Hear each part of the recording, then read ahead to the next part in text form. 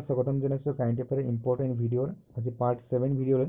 তো daily to daily আমি যিটো কাৰেণ্ট এফেয়াৰ কুৱেশ্যন কৰি আছোঁ, চ' আজি আমি 17 ডিচেম্বৰত কাৰেণ্ট এফেয়াৰ কুৱেশ্যনৰ সকলোবিলাক আমি কভাৰ কৰিম, যিটো আপোনাৰ আগন্তুক সকলো কম্পিটিটিভ এক্সামৰ পইণ্টৰ ভিউৰ পৰা ইম্পৰ্টেণ্ট আছে। চ' বন্ধু-বান্ধৱীসকল ভিডিঅ'টো আপুনি কেয়াৰফুলি চাব আৰু লগতে নতুন আহিছে তেনেহ'লে চেনেলটো ছাবস্ক্ৰাইব কৰি ল'ব প্ৰত্যেক দিনাখন ভিডিঅ' পোৱাৰ বাবে।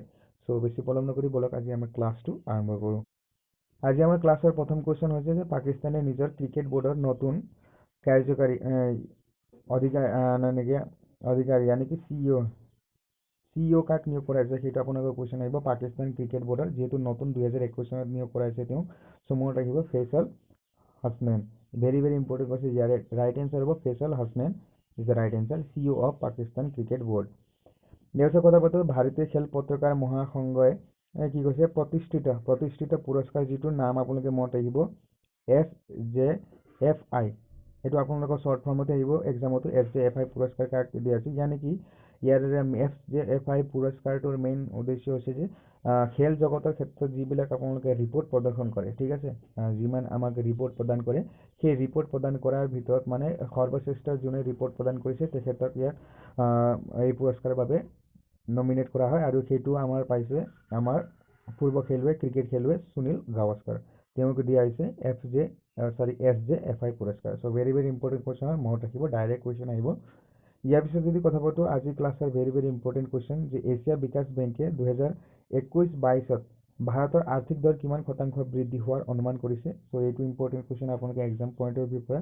চ' মনত ৰাখিব 9.7% বৃদ্ধি হ'ব বুলি আশা কৰিছে এছিয়ান বিকাশ বেংকে। চ' এইটো যিহেতু বেংকৰ ৰিলেটেড ডাইৰেক্ট কুৱেশ্যন আপোনালোকে ইকনমিক্সৰ ফালৰ পৰা দেখিবলৈ পাব।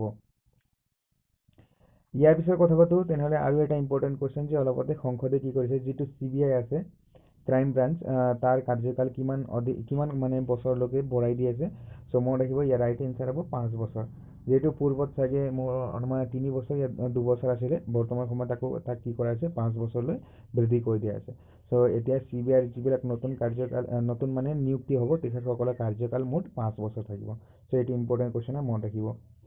ইয়াৰ পিছত যদি কথা পাতোঁ আন এটা ইম্পৰ্টেণ্ট যিটো ব্ৰহ্মাছ ছুপাৰছনিক ক্ৰুজেছ মিছাইল আছে সেইটো ভাৰতে কোনটো দেশৰ লগত মিলিখিনি তৈয়াৰ কৰিছে।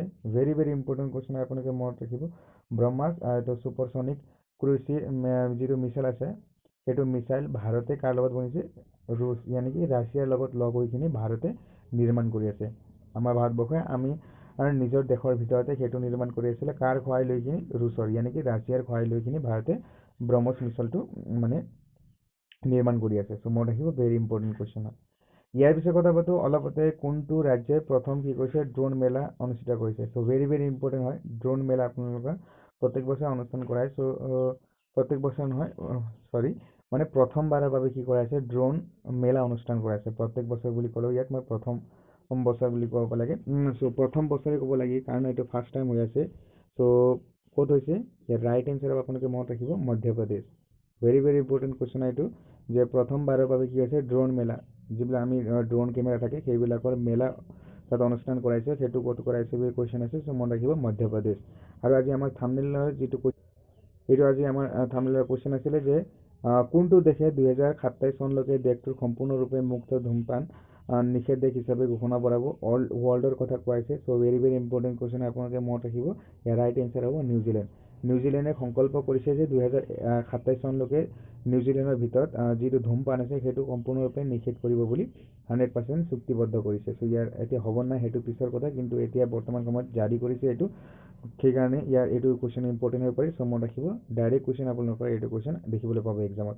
চ' বন্ধুসকল আজিৰ কাৰেণ্ট এফেয়াৰ কুৱেশ্যন আমাৰ ডেইলি কাৰেণ্ট এফেয়াৰ কুৱেশ্যনত ইমানেই ভিডিঅ' আছিলে। আশা কৰোঁ আপোনালোকৰ এই কুৱেশ্যনসমূহ ইম্পৰ্টেণ্ট লাগিছে আৰু যদি ভাল লাগিছে তেনেহ'লে এটা লাইক কৰি দিব আৰু নতুনকৈ আছে চেনেলটো ছাবস্ক্ৰাইব কৰি বেল আইকনটো প্ৰেছ কৰিব আৰু লগতে বন্ধু-বান্ধৱীসকলৰ মাজত শ্বেয়াৰ কৰিব নাপাহৰিব। চ' আজিৰ কাৰণে ইমান আছিলে, লগ পাম নেক্সট ভিডিঅ'লৈকে, তেতিয়া টেক কেয়াৰ, জয় হিন্দ, জয় ভাৰত, জয় অসম।